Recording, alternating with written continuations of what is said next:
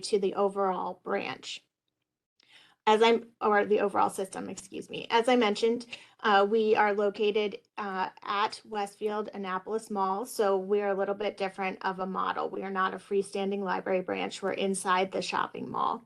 We had a temporary branch where we tried out this concept, which was successful, and we moved into a larger space in early 2020, and we're now the 6th largest branch. I have only information staff. If you're familiar with a typical public library configuration of staff, there's usually circulation staff and information staff. At Discoveries, we have 12 information staff full-time. We do have a smaller circulating popular collection than other branches, more in the bookstore model, and we have a high visitor count every month, just by virtue of our location and a lot of new people being introduced to the library because they're at the mall for other things. And as I mentioned, we do a lot of programming for the library system out of our branch. So in terms of understanding what our customers need, we do a lot of work to understand how the library can meet the needs in our community. Let's talk about a few of those ways that we gathered information. And all of these have played into the decisions we've made to start the pantry and to make modifications to the pantry to better meet the needs of our customers. So obviously working with customers one-on-one every day, we learn a lot about what they need. And as we're helping people connect to resources in our community, we're learning about gaps in services, whether it's the open hours of food pantries or other services in our community, or just lack of services, because people are asking us questions about how they can access different services. We're also learning about what services don't exist and identifying those gaps in our community. We use focus groups in our library system to learn more about our customers. For example, a branch near Fort Meade here in Maryland has done multiple military family focus groups to really learn what that population needs from the library. We've also done mall employee focus groups here at Discoveries so that we can learn more about how we can be a better partner in our community. So we really see the mall first as our first community here at Discoveries, and then larger Annapolis. We also have community meetings that branch managers, including myself, regularly attend. Our county, the county executive, or our county council members have led meetings about budget, about other resources, building projects. All of those are ways for us to gather information about what our community sees as their priorities and what they need from both the library and the government. We also use quantitative data sources. We have a community foundation and the Partnership for Children, Youth, and Families in Anne Arundel County that produce a document periodically called Poverty Amidst Plenty that does help us better learn about the gaps in services in our community, what the overall population in our county are facing. So that tells us information about food deserts, about school readiness, about all different types of information about our residents, and that can help us look at library services and identify how those two things connect. We also have many partnerships specifically at Discoveries and as a library system with our local schools, with the food bank, and all of those relationships and conversations that we have with partners help us learn more about what we can do for our community. We really see the library as a connection place. Whether you need access to books, you need access to information, or you need access to diapers, as we'll talk about in a minute, the library can be that connector. So during our pandemic response at our library, we really thought about tailored branch services. This is a tenet of our strategic plan at Anne Arundel County Public Library that each branch is able to look at their community, use those data sources that I just talked about, and really tailor the services that that branch provides to best meet the needs of their specific community. So every branch doesn't need to be the same, but we are all serving the county in different ways, tailored to the people that are coming to our branch and the community where our branch lives. So you can see in this slide that we did, we hosted food giveaways with partners during the pandemic response. We had mall worker specific food giveaways here at Discoveries. We went to other food distribution sites in the county, whether it was schools that were providing school lunch, drive-up fashion while schools were closed for the pandemic. We went there and handed out library information, or at other or community locations where we could spread the word about the library could offer. Many of our branches have little free pantries outside. So this is just another way that some branches have tailored their services in the wake of those mobile food deliveries that have largely gone away as we've come out of the pandemic response. So these are a partnership with the Caring Cupboard in our county, and some branches have these that are take food or leave food, whatever, just like a little free library, but a little free pantry. We also have an evolving partnership with the Department of Social Services, who provides social worker hours at many of our libraries. And that is a way that us in partnership with the county government are able to support our customers. We can also use the information, obviously not specifically tied to a family, but the social workers also help educate staff about the needs they are seeing in the community. So let's talk a little bit about this need.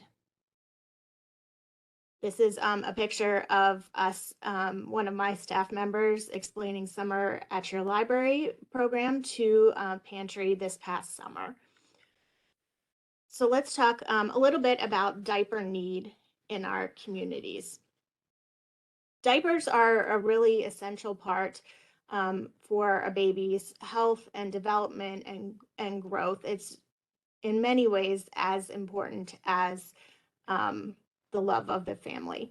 So let's talk about that. There are, this is Maryland specific data taken from the National Diaper Bank website. So you can find specific data for any state in the United States if you want to learn more about specifics for your location. There's 286,000 kids under age 3 in Maryland, and 12% of those kids live in families earning less than 100% of the federal poverty limit.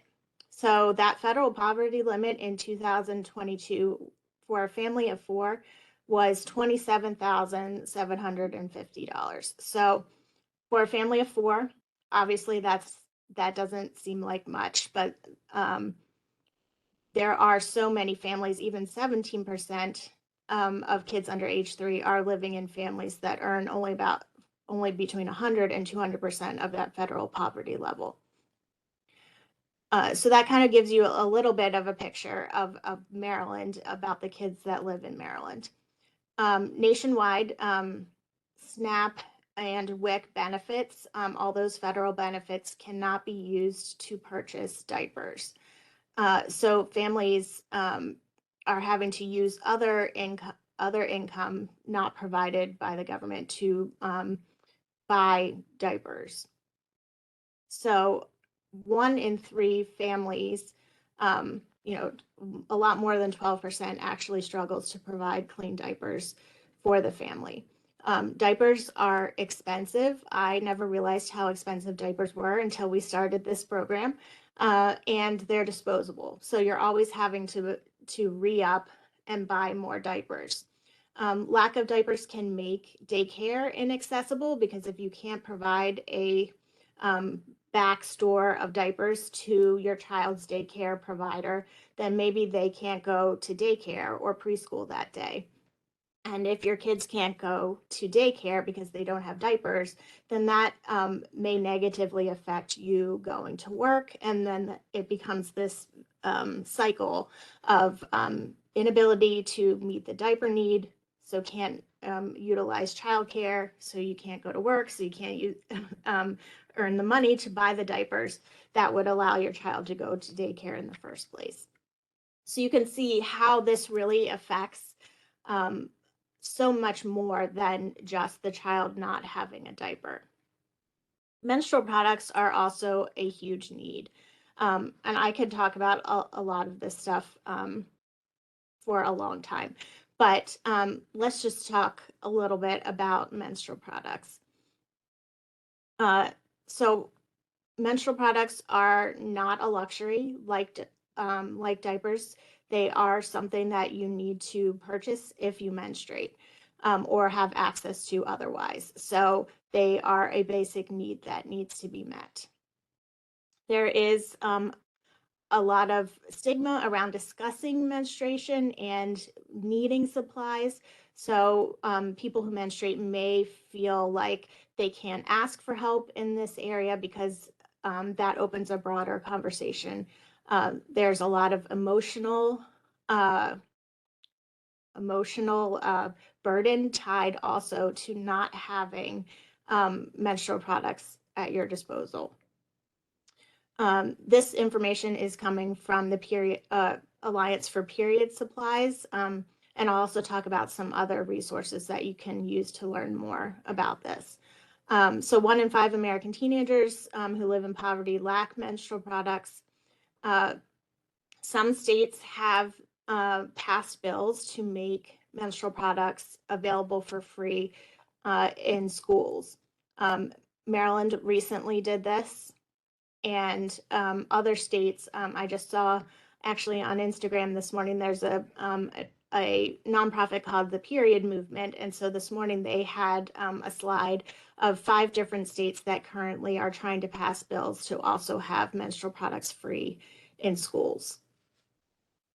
A quote from a recent ACLU study called The Unequal Price of Periods, Menstrual Equity in the United States showed that 2/3 of low-income women in St. Louis could not afford menstrual products during the previous year. And when you can't afford menstrual products, you're forced to think about other alternatives. So you might feel like paper or newspapers or diapers that your children might need as well are your only option if you don't have the ability to access menstrual products. Like diapers, as the cost of everything is rising, the cost of menstrual products is also rising. Last year, you may have heard about the formula shortage, but there also was for a stretch of time a tampon shortage as well because of the products needed to go into the manufacturing of those. Many states also have a tax on menstrual products. Maryland and DC recently removed that tax. So when you buy menstrual products, you are not charged the tax, but obviously still charged the amount to purchase. Like diapers, you cannot use federal benefits to purchase menstrual supplies. And shelters, emergency response centers often don't provide menstrual products for their residents, and it is not consistently provided at correctional facilities in the United States. So all of these are problems. I wanted to mention that the city of Washington, D.C. recently passed a bill last session in their city council that is going to make menstrual products free in all public buildings. And they even went so far as to make it law that those will need to be green menstrual products, so no plastic involved. Also, aspirationally, it's interesting to note that Scotland just passed a bill to make menstrual products free for the entire country. So there are ways that we can work towards legislating more access to menstrual products.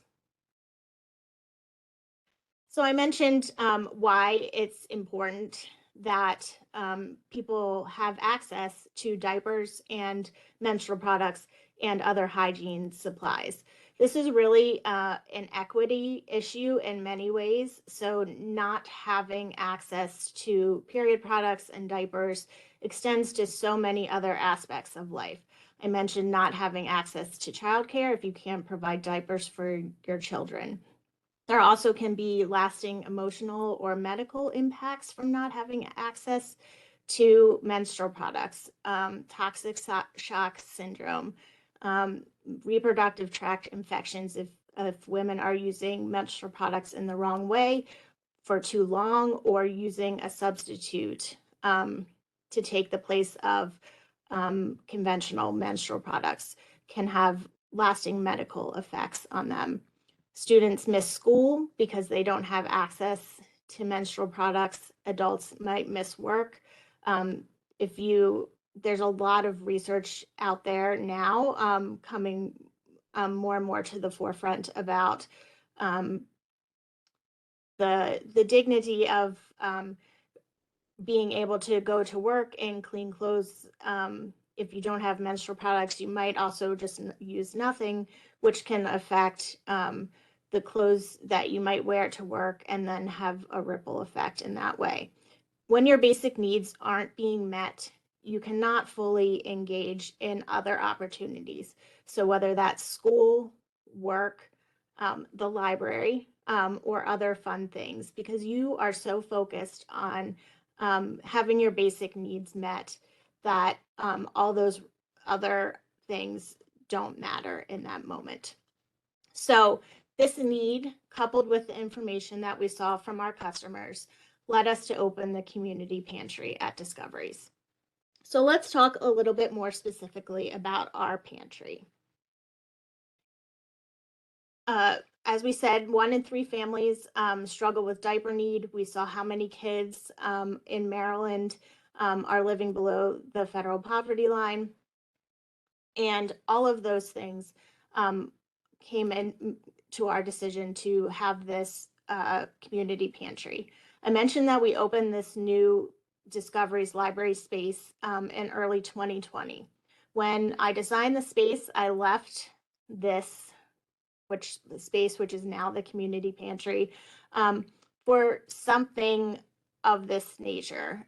Initially, we thought that it might be a food pantry in partnership with the Anne Arundel County Food Bank. But as soon as we started talking about that, COVID hit, we were locked down for a while. And then we kind of had to pivot and figure out what was going to work for us, but also the food bank has been under much stress since then. So at that point, they weren't necessarily able to commit to a partnership with us. The other thing about a food pantry is that things expire quickly. So that part of the pantry aspect was something that we didn't want to commit to either at that point. So we decided that we wanted to have what started out as a baby pantry, but now is just a general community pantry because we wanted it to be accessible to anyone who needs hygiene supplies. So we have a pantry space and we distribute diapers, wipes, menstrual products, incontinence supplies, shampoo, soap, toothbrushes, toothpaste, diaper cream, nursing supplies, formula, and toothbrushes and toothpaste were not originally on our list, but were a major request from customers. And so we added toothbrushes and toothpaste to our list. We have this community pantry space that was outfitted with shelves by the Container Store when they opened in the mall. We were very lucky to have that partnership to get us off the ground. We opened in July 2021. We were open every Saturday from July 2021 through December of 2022. In December, we needed to make some changes to the format of the pantry because we were seeing such high need, and we weren't able to keep up with the need in terms of what we were stocking. So we switched our pantry hours starting in January last month to we're just open the first Saturday of the month and the first Tuesday evening of the month. So we don't ask anything of people that come to the pantry except that they get a library card. As I mentioned earlier, if you live, work, own property, or go to school in Maryland, you can get a library card in Anne Arundel County. We use the library card as a way to match their order with their order sheet when they come to the pantry, but we also encourage the use of the library card while they're here to utilize library resources. We have family story time while the pantry is open so that hopefully families will be able to spend some time going to family story time and engaging with some of those school readiness and other aspects of being a family together. But we're also finding that our language learning resources, some of our nonfiction collection, all are circulating well during pantry time. So we, in the beginning, had just library staff staffing the pantry. With so many families every Saturday, that kind of got out of control, and we implemented a volunteer program. So we have volunteers that help us during the week to stock the pantry, and also on pantry days to help us fill the bags.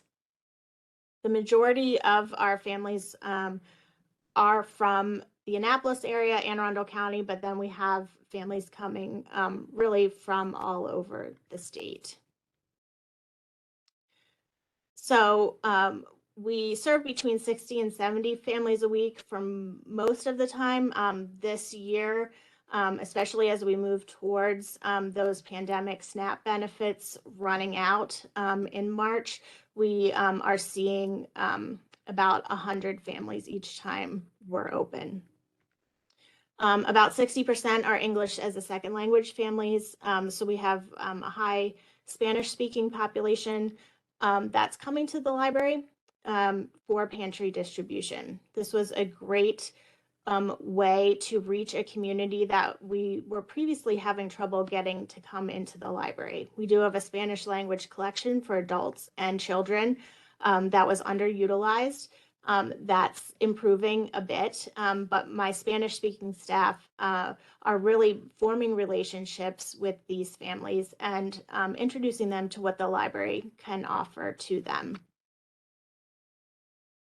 We have 51 different zip codes of people that we've served.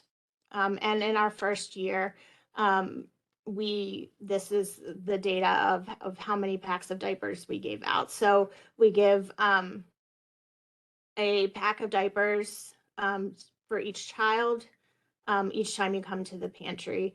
And then you can pick from a list of other supplies depending on what we have in that day, and everybody gets a pack of wipes. So we have people too that are not coming for children, that are just coming as adults or teenagers, and they maybe don't need diapers at that point, but they can take part in utilizing the other hygiene supplies that we give out.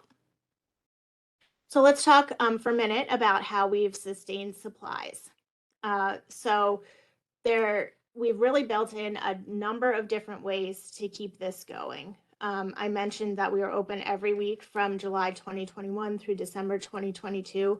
Last summer was rough for a number of reasons, and even all of these different donation avenues were not enough for us to have things every week for our customers that needed it. So Diaper Needs Awareness Week happens every year in September.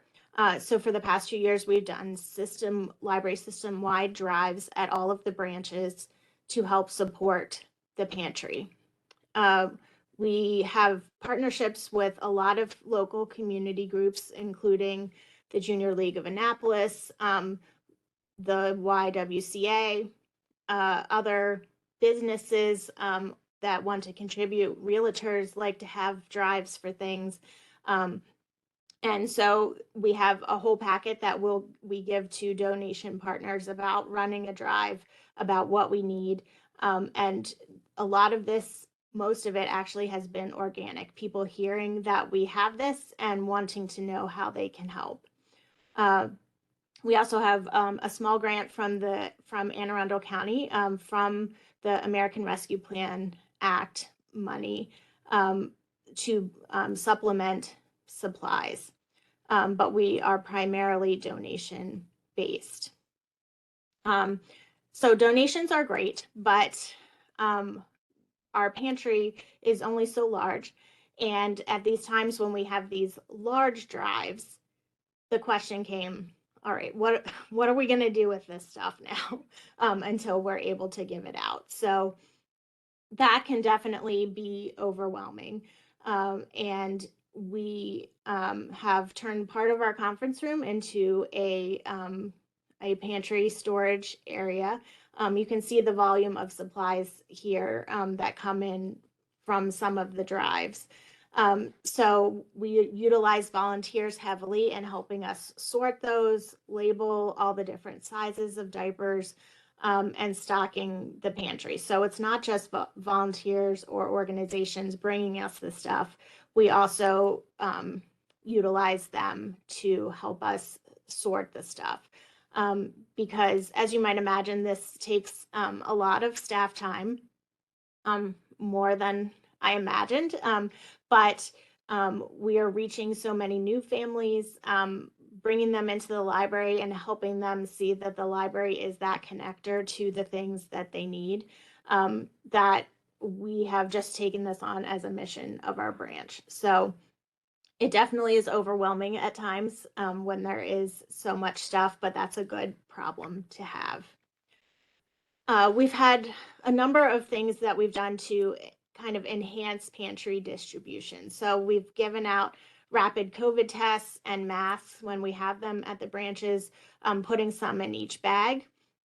Back when vaccination appointments were a big hot item, when we had clinics in the branch, or we had the health department and Centro de Ayuda, which is an immigration organization in Annapolis, were coming to help people sign up for vaccination appointments. We have a take a coat, leave a coat, which is like a little free library for coats, essentially, during the winter.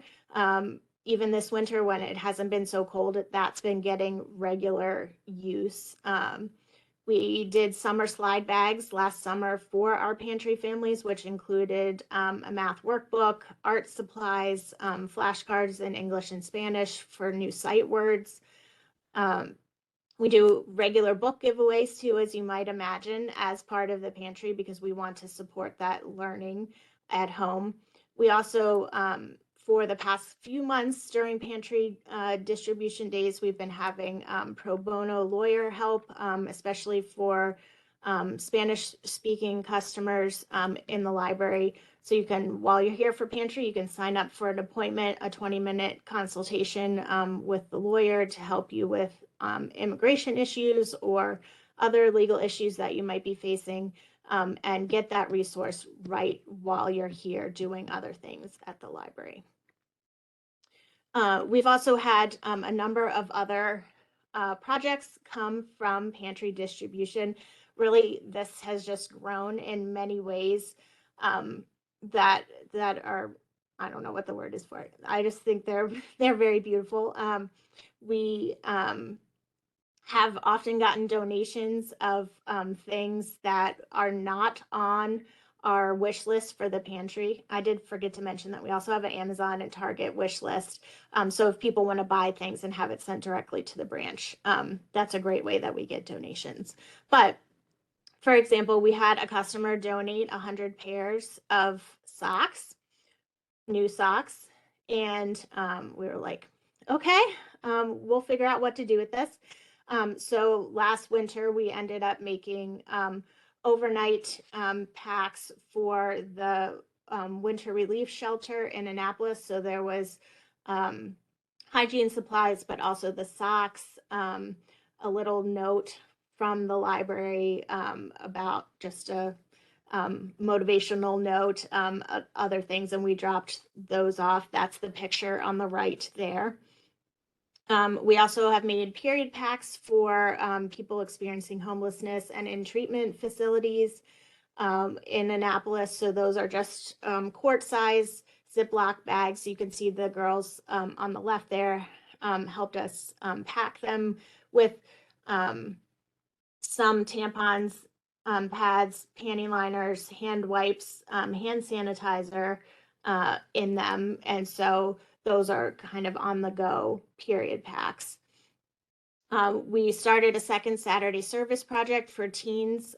So this started out of the need to pack those care packages and period packs. But now we have a partnership every month on the second Saturday where we work with a local organization to get teens service hours and to fulfill a need of that organization. So we also do outreach with other branches that might have resource fairs or food distributions and go and support them with pantry supplies. So this is our pantry in other forms. One of our local branches has a regular baby shower for new mothers where they bring in county resources, other organizations to distribute supplies, information that new parents might need. And so we have gone and distributed size 1 and newborn diapers at those events. So that's one way that you can kind of scale this pantry model to work for you. Our branches, 2 of the branches that have social worker hours from our county do have a social worker facilitated pantry. So it's not open regular hours like ours is, but it's accessible to those families that utilize the social worker at those locations, or they can people can call and make an appointment with the social worker to access the pantry. We were also lucky enough in this last budget cycle to be able to have a small budget request from the county to be able to offer free period supplies in all the library bathrooms. So we are making small steps towards having these supplies free for the people that need them. There's other options too. There's a picture here of menstrual products for all. So this is a picture from my teen room here at my branch. We just have a basket with some of those quart-sized bags packed with menstrual products. It's there for whoever needs it. You don't have to ask a librarian for help. We haven't had issues with people pulling them apart and doing other things with the products inside, but we refill this once or twice a week. And so people are taking them from the teen room. You can also have pantry resources on mobile vehicles. I suggest if this is something that you're considering, you think about whether diapers, which take up a lot of room and you have to have many sizes, are the way that you want to go, or whether hygiene supplies like menstrual products and shampoo, soap, deodorant, toothbrushes, and toothpaste are where you want to start. So you could have those on mobile vehicles. You can see a picture here from Forest Park Public Library, which is in Illinois. A lot of libraries are using library furniture to create comfort cabinets or resource cabinets. So this one, they have a great article on their website on Forest Park Public Library, so you can go there and find more information. But they have menstrual products, lotion, Band-Aids, chapstick, tissues, wet wipes, sunscreen, and anybody who needs them can just pull out those resources when they're at the library, without judgment, without needing to talk to a librarian. And that's a kind of a low-key way to help meet some of these needs. There's also a number of college and university libraries that have similar comfort cabinets in their libraries at the schools, to help meet the needs of students on campus. You can do this too. Like this is kind of a large scale way. It could be bigger, believe me. But what we're doing is we have a full room full of stuff. We devote staff time every week, to supporting this, to working with partners, to doing outreach, to making sure the flyers are in the right places in the community, doctors' offices, with all the county agencies, other branches. So I would just encourage you to think about what the gaps are that your customers are seeing, prioritize how you can meet those needs easily at your branch or your location, and assess your capacity, and really see how you can be that conduit between what people need and what the library can provide. Overall, the outcomes of this, hopefully we are improving the health and dignity of those in need, of our customers. We really have seen that this has only increased the trusting relationship between our customers, new and old, and the library. These customers know that they can come here, and we can help them. And if we don't have the supply that they need, or we don't have food at our pantry, we have a list of pantries in the area and what they provide and when they're open, and we'll help you figure out how to get there to get what you need. This allows families to focus on other priorities, like I mentioned, story time, or checking out books, or working on that summer slide from school. So you can better focus on those opportunities when you have basic needs like having shampoo and diapers at your house. And as I just mentioned, we're connecting customers with other resources in the community. There's a lot of things we don't provide, but we try as a staff to know very much where customers can go to get that, and spread the word, whether it's by inviting community partners to be here on Pantry Day to hand out their information, or sticking a brochure about English language classes at the community college in each pantry bag on a Saturday. We're really connecting customers to other resources in the community. So really the moral of the story is libraries are about connection. I believe this very strongly. We're connecting people to books if that's what you need. We're connecting people to each other, to resources, and in the end, if you can, to items that help meet their basic needs. And that's what we're doing here at Discoveries. So that is the end. I can see a number of questions popping up. So I'm happy to take those.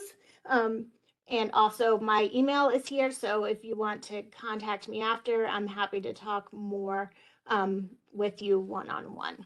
Okay, Faith, it's your turn.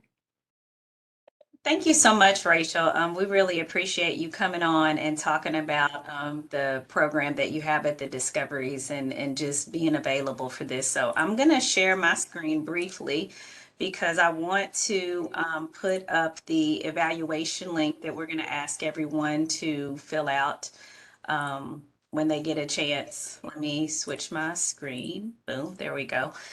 So we're going to do that. And I'm going to pull up some of the questions that we had in the chat here. So everyone's saying thank you, thank you, thank you. Thank you all for attending. Thank you too for participating. So I'm going to try to correlate some of these. One of the questions, one of the categories we got were kind of operational. So first and foremost, someone asked how you actually pay the rent for Discovery. So if you could give a brief, because they don't know the story. Sure. And then And then the other thing operationally with that is how much staff time is actually dedicated to stocking the pantry. Right. So Discoveries, as a branch of Anne Arundel County Public Library, we do pay rent to the mall for our space.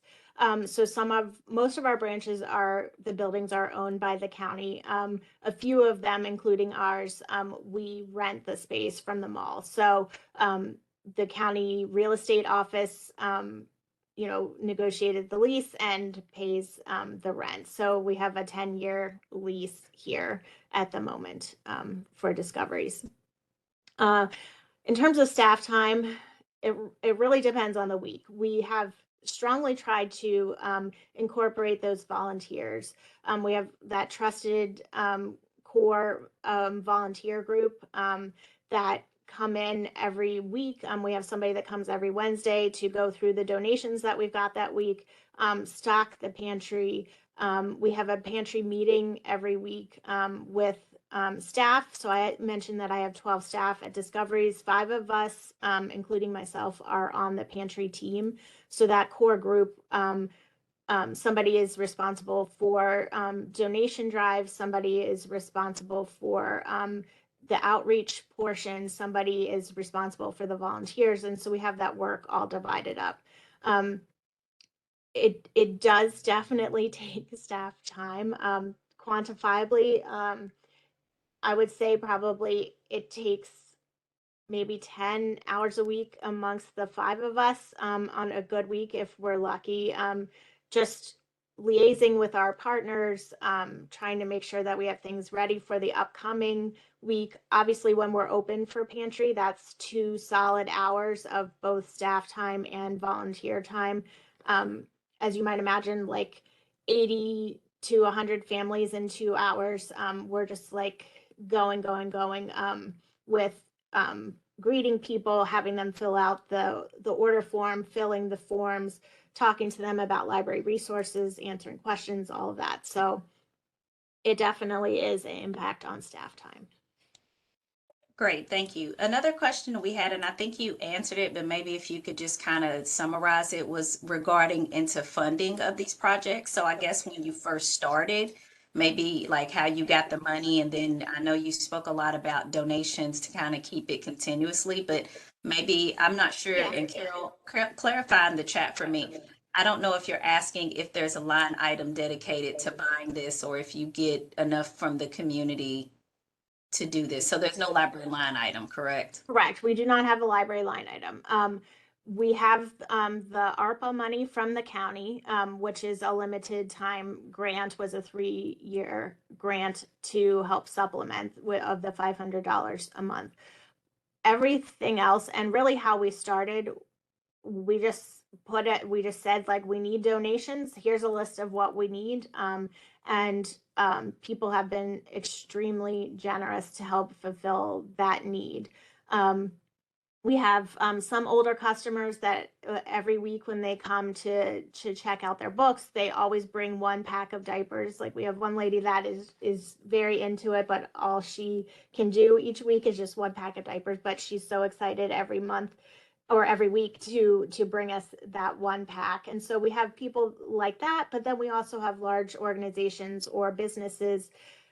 We have had some businesses do like a roundup fundraiser where you make a purchase, and then you hear that all the time at the grocery store, but it was small business, say, asking people if they wanted to round up their purchase, and then they took that money and bought for us what we saw as a high need at that point. So it's also been great in introducing all these other partners to what the library does and what our needs are, broader even than just the pantry, because people all the time ask us questions about, like, is the library paying for this? How does the library budget work?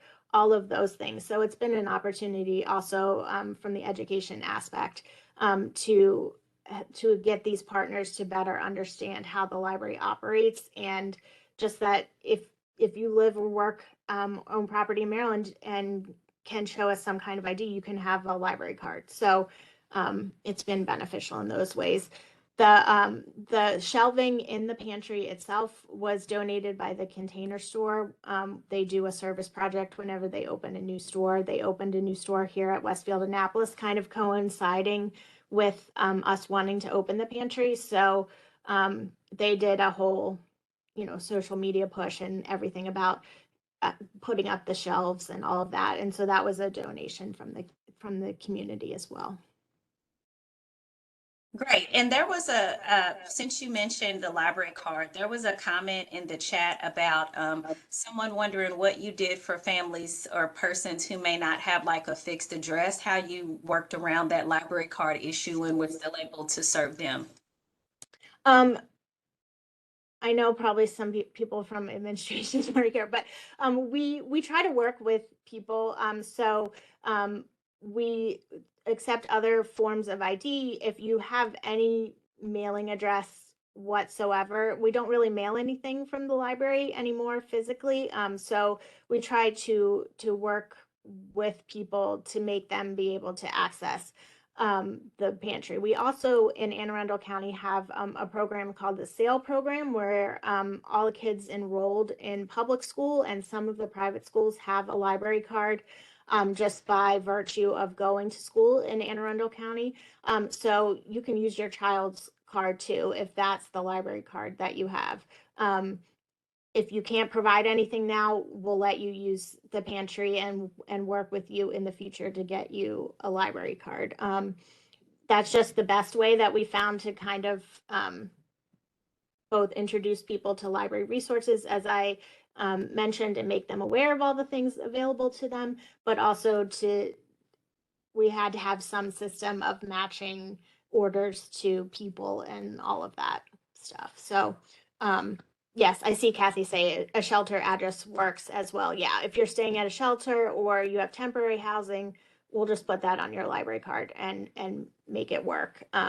So we want to be accessible. A lot of pantries in our county honestly ask for a lot of documentation, which they need to do to get federal funds and all of that. The library doesn't ask for that at this point because we want to be as accessible to everyone as the library is in terms of the pantry being available to you. So we try to make it as low impact as possible on people.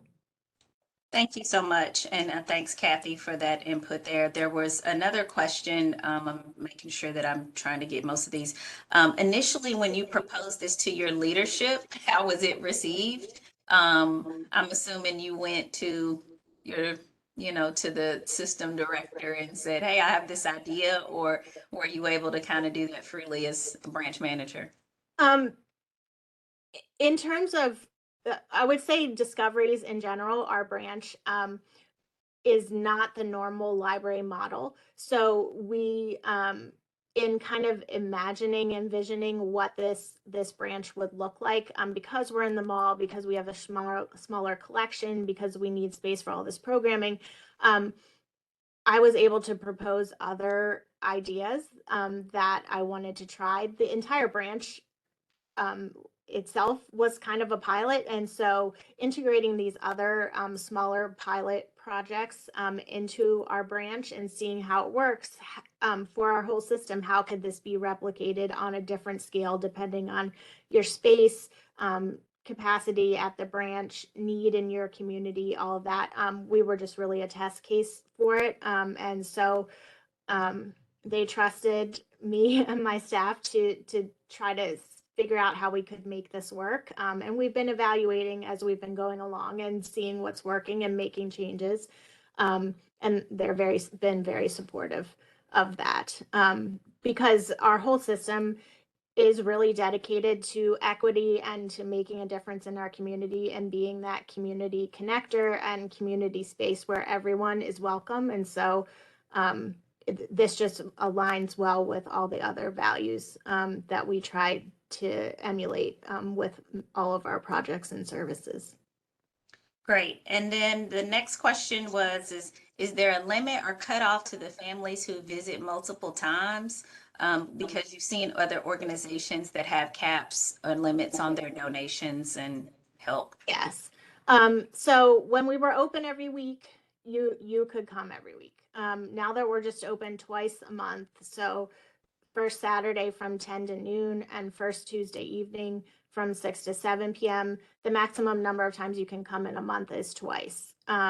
So I didn't mention this in the presentation, but although we have open library hours, something that's a little different for us than a typical food pantry is even when the pantry is closed, the library is obviously still open. So if you come on off pantry times, we do fill your order on a 1-by-1 basis, but you can still just come twice a month now. Great. And then related to that, Zamora asked, how do you control or monitor the number of visits per month? And I'm assuming you tie that to the library card, because I remember Yes. you talking about the sheet matching up and things. Yes, yeah. So because we kind of keep we keep the order forms because we also, for inventory purposes, to see trending items, what we're giving out a lot of and less. We really have that data also from supplies, but then also keep track of number of times each library card has come so that we can understand repeat usage. Are we getting a lot of new people? We always know a good pantry day is when, well, a good pantry day, but a busy pantry day is when we also do 15 new library cards on pantry morning because we have new people coming to the pantry. So we analyze all that data. One of my staff on the pantry team is in charge of keeping the database and all that track of inventory and customer usage and all of that. So we do pay attention to that. People learned when we were open every week and then we kept running out of things that, like, if you came at 11:30, we probably wouldn't have any pull-ups. We probably wouldn't have 5, 6, or 7 size diapers because those are high need items. So it was an education thing for the customers too, in that we're different than a store. We just don't have everything all the time. And so we're based on donations and having those conversations with customers so that they understood how the pantry is run and where everything comes from.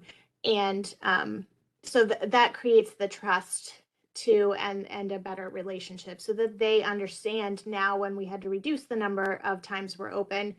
The reason that we had to do that was because we want to have what you need when you come. But when we're open every week, we just can't maintain that. So I don't even remember what the original Yeah, there was, I'm going to try to fold in these last two because I know that. Thank you all for making yourself available. You as well, Rachel. Thanks so much for coming and talking about this program, and thank you all for attending.